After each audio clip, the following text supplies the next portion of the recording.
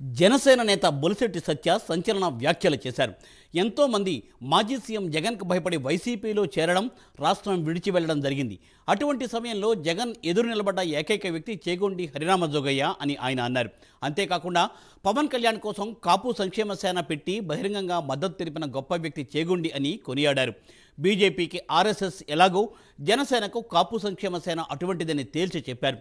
కొడుకు ముఖ్యమా లేక జనసేన పార్టీ ముఖ్యమా అని అడిగితే జనసేన పార్టీయే ప్రధానమని చెప్పిన వ్యక్తి జోగయ్య అని సత్య పేర్కొన్నారు.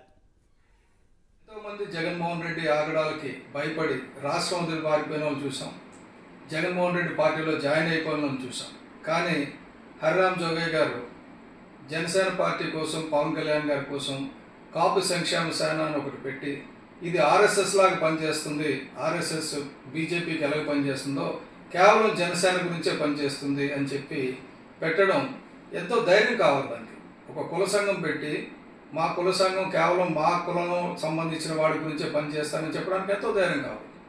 దాని తర్వాత ఎప్పుడైతే పవన్ కళ్యాణ్ గారు కాపులను పెద్దన్న పాత్ర పోషించమన్నారో మళ్ళీ దాన్ని కాస్త విస్తరించి అందరినీ కలుపుకొని ముందుకెళ్తున్నాడు ఆయన. అటువంటి ఆయన మీద ఒక స్టేజ్లో కొడుకు మనకి పార్టీ అధికారంలోకి వచ్చేటట్టు లేదు, మనం